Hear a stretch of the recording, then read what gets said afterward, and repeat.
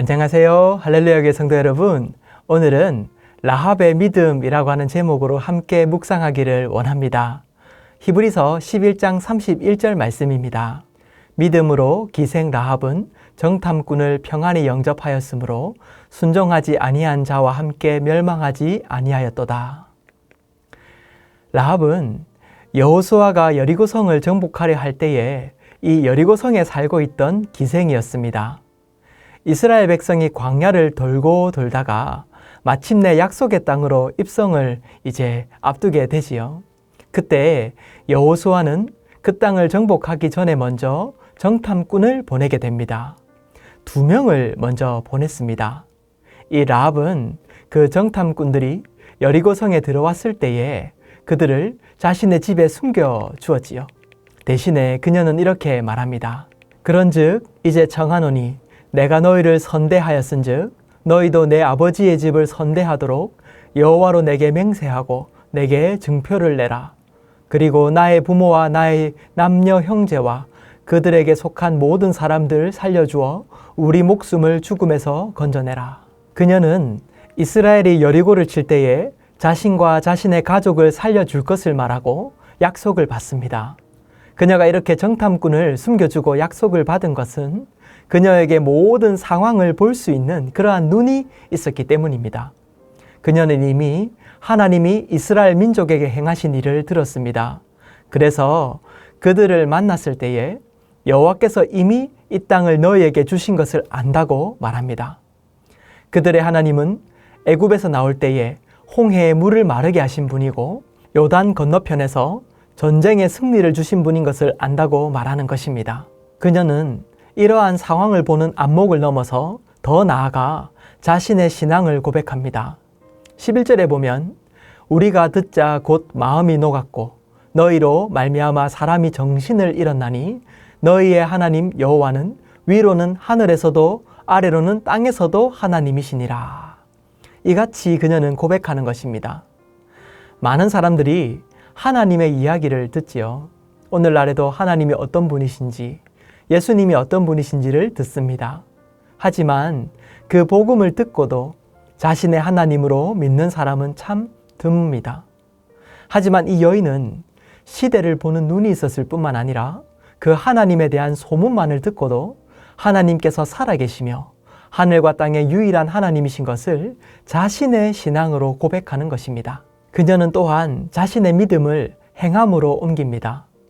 자신은 하나님이 살아계신 것을 믿고 목숨이 오고 가는 절체절명의 순간에서도 하나님을 택하는 그 믿음의 선택을 하는 것입니다.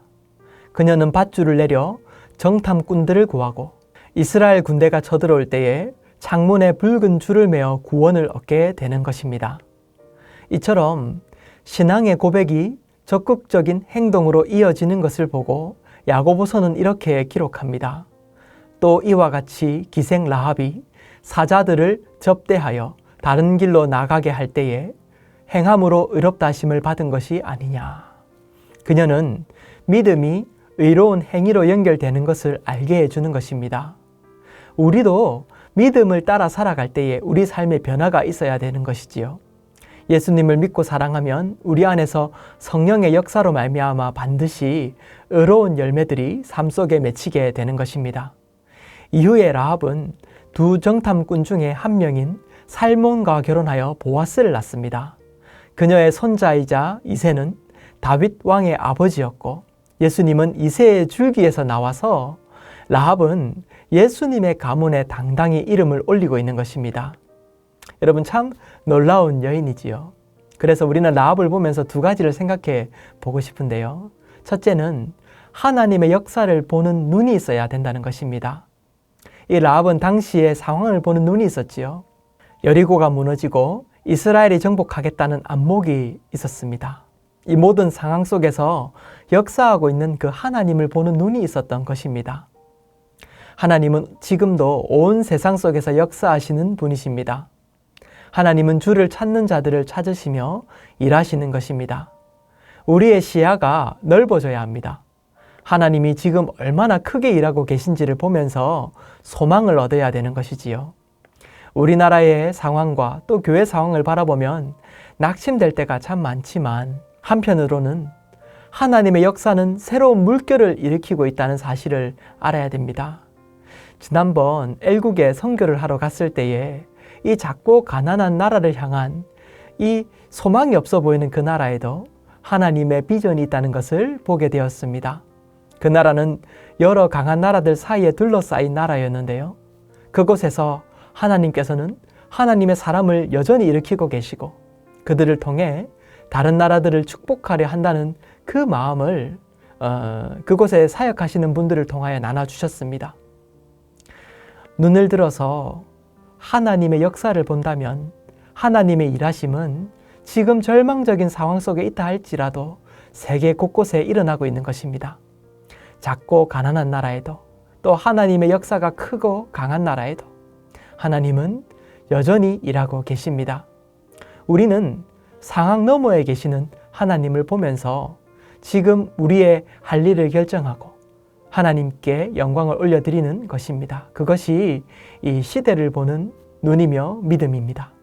두 번째로 하나님께 순종하는 걸음이 있어야 한다는 것이죠. 믿음으로 주님을 알았다면 라합이 결정한 것 같이 믿음의 걸음을 걸어야 합니다. 야고보서는 행함으로 그것을 표현하고 있습니다. 믿음에 따른 행동을 말하는 것이지요. 우리는 하나님을 믿는다고 하면서 입으로는 말하지만 엉덩이는 참 무거운 것 같습니다. 한국 교회의 문제도 그것이 아닌가 생각해 봅니다. 많은 좋은 설교들이 유튜브를 통해서 넘쳐나는 시대를 살고 있지만 하나님이 진정 원하시는 것은 그 설교를 삶으로 녹여내는 그런 사람입니다. 라합은 들음으로 믿음을 가졌습니다. 그녀의 인생의 가장 큰 결정이었습니다. 그리고 그 결정은 그녀의 행동으로 드러나게 됩니다. 목숨을 걸고서 정탐꾼을 숨겨주면서 자신의 믿음을 증명한 것입니다. 그것이 그녀가 우리에게 보여주는 교훈입니다. 라합은 그녀의 믿음으로 예수님의 족보에 이름을 올리는 그러한 기쁨을 가졌습니다. 하나님이 그녀의 믿음을 기뻐하셨다는 그러한 증거 아니겠습니까? 이 시대는 삶으로 말씀을 살아내는 사람을 필요로 합니다. 오늘 우리의 삶을 돌아보면서 하나님의 뜻을 삶으로 이루시는 그러한 성도님들 되시기를 축복합니다. 기도하겠습니다. 사랑하는 하나님 아버지, 오늘도 라합을 통해서 믿음으로 하나님을 바라보게 하시니 감사합니다. 우리가 눈을 열어 하나님의 역사를 보게 하시고 순종함으로 하나님의 뜻을 이루는 삶을 살게 하여 주시옵소서. 예수님 이름으로 기도합니다. 아멘.